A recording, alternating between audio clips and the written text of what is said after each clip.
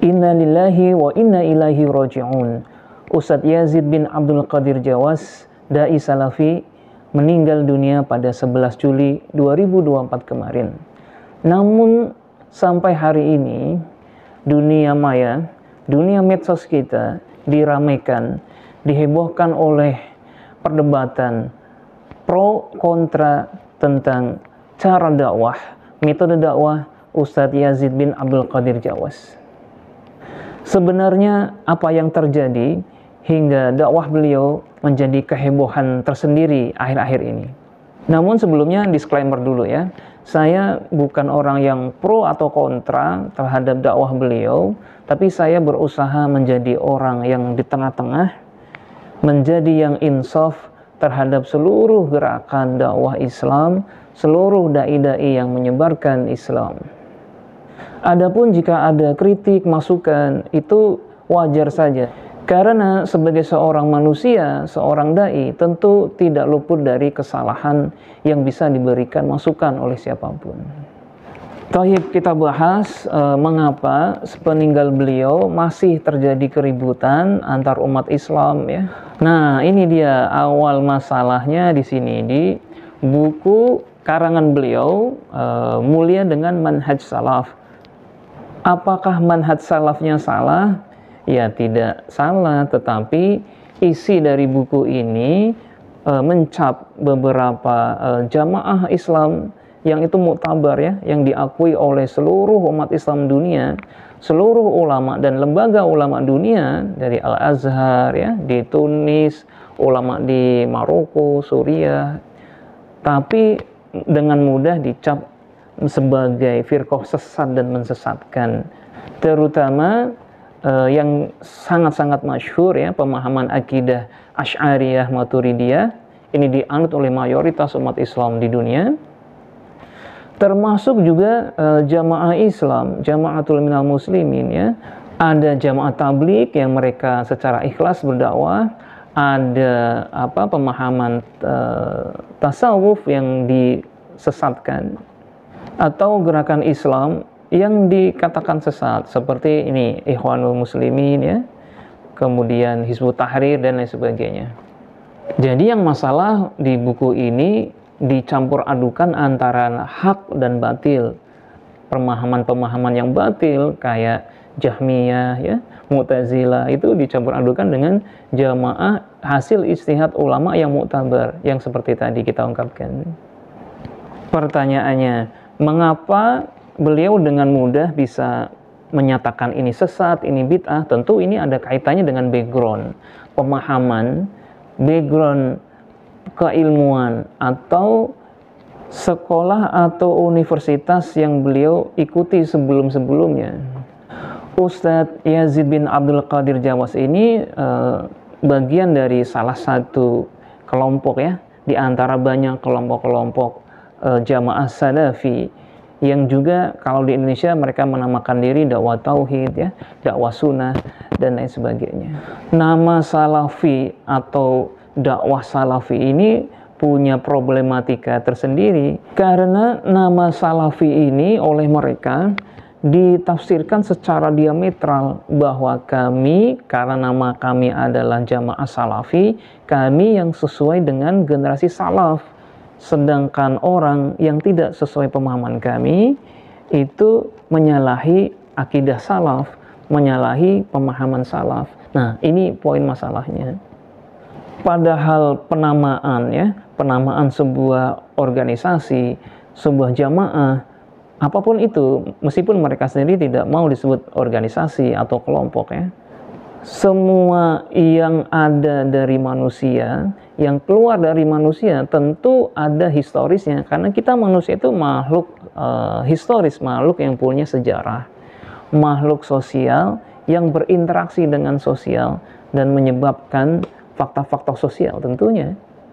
Misalnya kalau kita merujuk pada masa dakwah Nabi Muhammad, kemudian Khulafaur Rasyidin ya, kemudian masuk ke era Umayyah, kemudian dinasti Abbasiyah, bahkan dinasti Fatimiyah sampai Turki Utsmani yang menguasai kota Mekah Madinah ratusan tahun ya, itu tidak ada nama dakwah Salafi, Jamaah Salafi. Kita bisa rujuk ke kitab-kitab yang terdahulu. Tentu tidak ada penamaan seperti ini. Generasi salaf sendiri, yaitu zaman sahabat, tabi'in, tabi'ut tabi'in, itu menamai jamaah mereka, itu dinisbatkan dengan tokoh ya.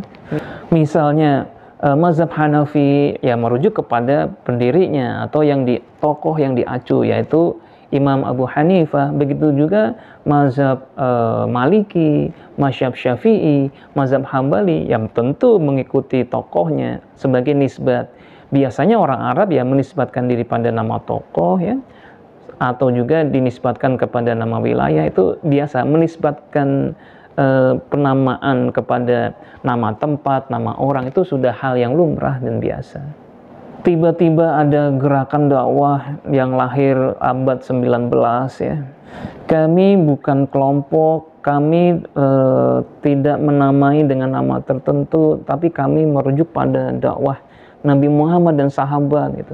Padahal mereka terpaut jarak yang sangat jauh ya, ribuan tahun. Tentu tidak masuk akal. Tentu pada masanya secara historinya ada orang yang dengan sengaja menamai sebuah gerakan dakwah ataupun jamaah dakwah itu dengan nama tertentu. Karena itu nama jamaah salafi atau salafi sendiri itu ada manusia yang memberi nama. Nama salafi atau jamaah salafi itu muncul tahun 90-an ya, yang diberi nama oleh tokoh ya, tokoh tertentu. Tokoh Syekh Al-Albani memberi nama gerakan ini sebagai salafi karena nama sebelumnya itu tidak berterima. Nama sebelumnya ini sejarahnya begitu buruk ya di mata dunia internasional. Jadi pada akhirnya penamaan itu tentu punya tujuan tertentu ya.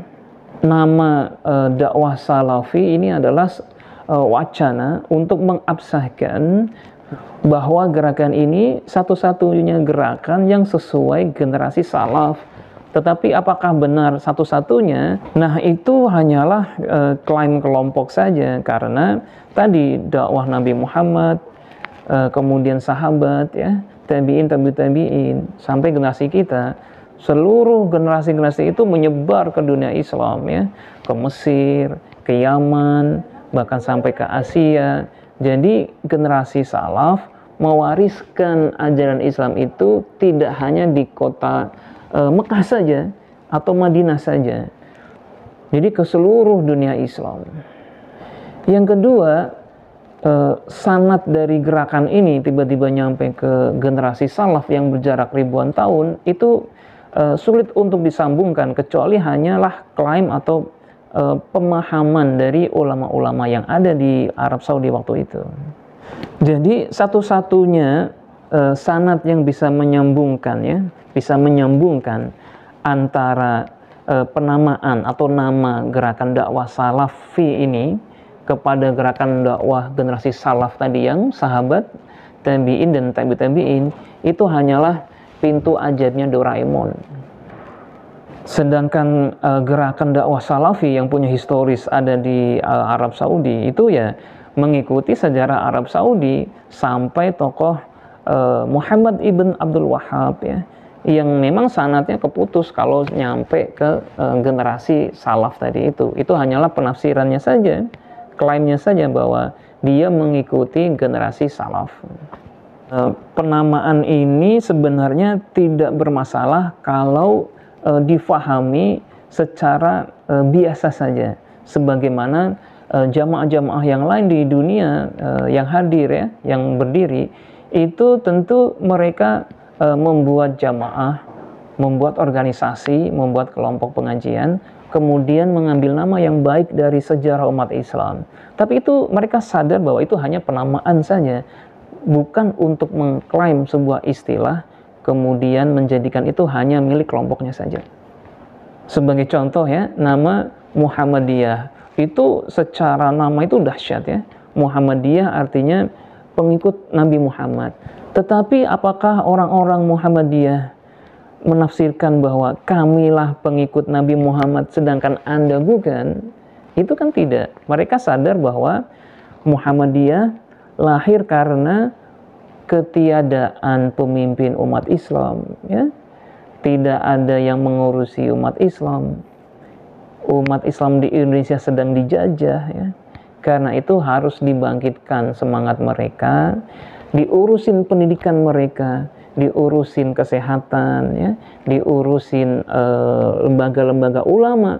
Karena umat Islam waktu itu tidak bisa bertanya kepada menir Belanda bahwa kapan satu Ramadan, kapan satu Syawal. Tentu harus bertanya pada ulama, termasuk ya hal-hal yang berkaitan dengan zakat, ya, dan lain sebagainya itu.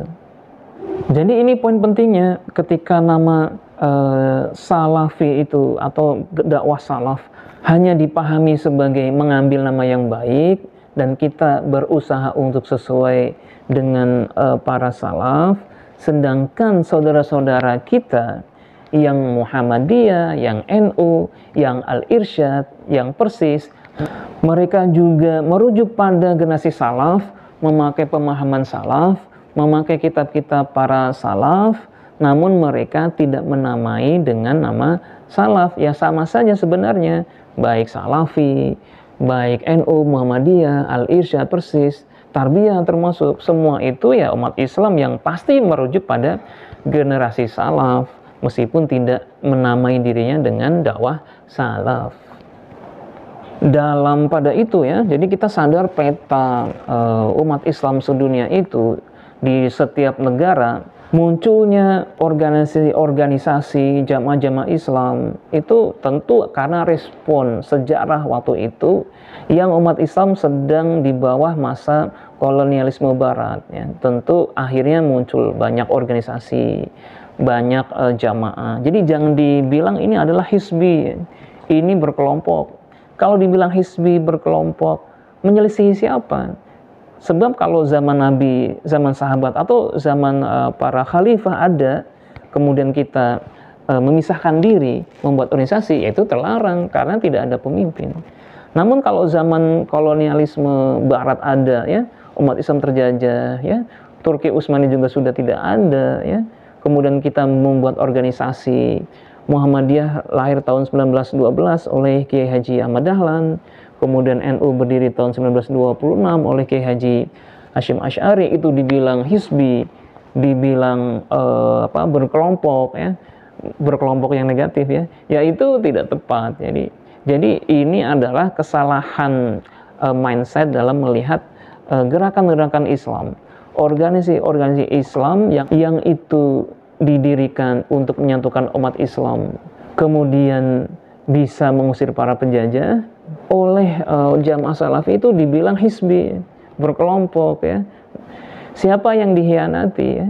Siapa yang ditentang, ya? Yang ditentang bukan pemimpin Islam, Nabi Muhammad atau khalifah. Yang ditentang tentu penjajah, ya, penjajah kolonialisme. Jadi apa kesimpulannya terjadi setelah terjadi, ya, huru-hara, ya, rame-rame di medsos, ya. Ini kebanyakan terjadi antara teman-teman salafi karena mengkritik banyak amalan-amalan Islam tradisional di Indonesia itu tiap hari jadi berantem di medsos, ya. Kira-kira dari semua ini apa yang bisa kita ambil hikmahnya? Yang pertama bahwa kita harus memahami sejarah secara utuh, ya, zaman Nabi, sahabat, tabi'in sampai sekarang, sampai Turki Utsmani runtuh 1924, kemudian muncul kolonialisme secara masif, ya, di dunia Islam, kemudian muncul organisasi-organisasi Islam, ya, kemudian negara-negara yang terjajah termasuk Indonesia merdeka, ya, sampai sekarang, ya, organisasi-organisasi itu tentu eksis. Dan kemudian tahun 90-an datang, ya, dai-dai, ya, alumni dari Saudi kemudian bilang ini hizbi, ini bid'ah, kemudian ini sesat. Tentu ini akar masalahnya. Jadi akar masalahnya di mana?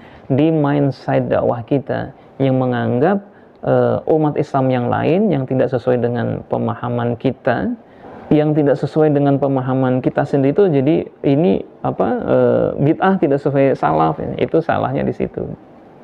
Karena tiap-tiap orang termasuk dai-dai salafi mereka punya histori, ya, punya genealogi pemikirannya sendiri.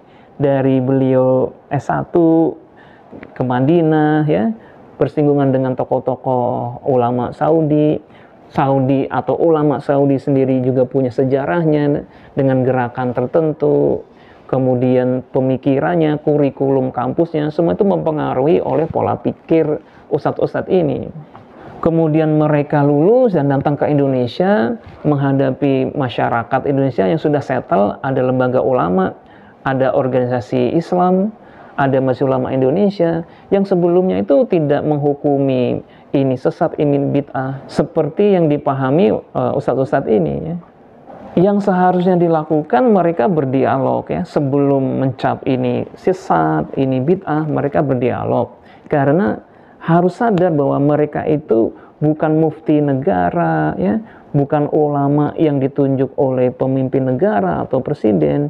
Tiba-tiba dengan mudahnya karena merasa sudah belajar di luar negeri, bisa mencap amalan-amalan yang sudah ada di masyarakat seperti tahlilan ya, ziarah kubur, oh ini bid'ah. Tidak bisa seperti itu ya, mereka harus konsultasi kepada lembaga ulama yang sudah ada, yang boleh menyatakan bahwa sebuah jamaah atau sebuah amalan ini menyimpang atau tidak menyimpang itu adalah lembaga atau mufti negara yang resmi ya, di negara manapun, mau Mesir, mau Maroko, mau Tunisia. Kalau di Indonesia, lembaga ulama yang resmi adalah Majelis Ulama Indonesia. Sedangkan sebagai sebuah individu, para ustadz itu harus menahan diri untuk menjudge bahwa ini tidak sesuai sunnah, ini bid'ah dan lain sebagainya. Itu kalau mau terjadi kerukunan antar umat Islam di Indonesia ya, adanya jamaah itu ya ijtihad para ulama ya, termasuk dalam hal ini saya bilang bahwa jamaah salafi itu adalah ijtihad ulama di sebuah negara tertentu yang terkait dengan konteks historis, terkait dengan ruang dan waktu ya, di negara tertentu, dengan segala macam budaya dan sosial politiknya yang lahir untuk menghadapi realita dunia tertentu juga. Karena itu kita harus menyadari ya, setiap ijtihad ulama di sebuah negara itu terkait banyak hal dan tentu tidak menjadi satu-satunya yang benar ya. Jamaah-jamaah yang ada di dunia ini, sepanjang ulama secara mayoritas menyatakan itu jamaah yang baik, benar, jangan didegradasi menjadi jamaah yang sesat. Jadi jamaah salafi adalah ijtihad ulama, jamaah NU ijtihad ulama, jamaah Muhammadiyah ijtihad ulama ya, termasuk Persis, bahkan Tarbiyah dan lain sebagainya, itu ijtihad ulama yang harus kita hormati ijtihad mereka. Ketika menyampaikan pendapat sebuah mazhab tertentu atau pemahaman tertentu, ya kita harus menghormati ulama yang sudah ada, yang sudah berabad-abad lamanya di negara itu, bahwa ulama di negara ini atau mayoritas ulama yang ada memang berpendapat demikian, tetapi kami ya, atau jamaah kami mempunyai pemahaman yang berbeda demikian. Maka hal ini tidak masalah karena kita menghormati pendapat yang ada menjadi sebuah ijtihad ya, ijtihad tertentu, baru kita kemukakan pendapat yang menurut kita lebih arjah ya, lebih rajih, lebih kuat menurut kelompok kita. Jadi ustadz-ustadz salafi ya, jamaah salafi, silakan berdakwah ya, berdakwah karena mereka selama ini positifnya mereka ya, bisa menjadikan orang-orang yang tadinya bergelut dengan kemaksiatan ya, dengan premanisme, dengan riba, tiba-tiba mereka bisa hijrah, terutama kaum perkotaan ya, hijrah, mereka fokus untuk beribadah ya, bekerja yang baik, menjadi warga negara yang baik, taat ulil amri dan sebagainya. Ini adalah ijtihad ya, karakteristik sebuah jamaah tertentu yang kita sendiri harus menghormati. Ini bahwa jamaah salafi karakteristiknya ya begitu, inginnya beribadah, fokus membenarkan tauhid, kemudian taat pada ulil amri dan nyaman di situ. Sedangkan jamaah-jamaah yang lain tentu mereka punya histori ya, punya ideologi gerakan atau jamaah yang berbeda dan tidak perlu kita salah-salahkan ya. Mereka punya ciri khas tersendiri untuk mengislah masyarakat ya, dan tentu kontribusi mereka, terutama kalau kita bahas NU Muhammadiyah, sudah berapa sekolah, pesantren, rumah sakit, ya, kampus yang mereka dirikan, itu juga tidak bisa dinafikan dan tidak bisa dikonstruksi dengan mengklaim bahwa mereka tidak sesuai sunnah, ya, tidak sesuai salaf dan lain sebagainya itu. Ketika kita sudah bisa berlaku insaf, ya, berlaku wasatiyah, melihat seluruh jamaah-jamaah yang diakui ulama, ya, bukan jamaah yang sesat, ya, jamaah-jamaah yang tadi itu sebagai hasil ijtihad ulama, ya, bisa benar, bisa juga ada yang salah, tetapi sebelum kita mengkritik, ya, kita harus pahami bahwa mereka itu adalah jamaah yang benar, ya, jamaah hasil ijtihad, maka insya Allah nanti akan tercapai kerukunan antar umat Islam di dunia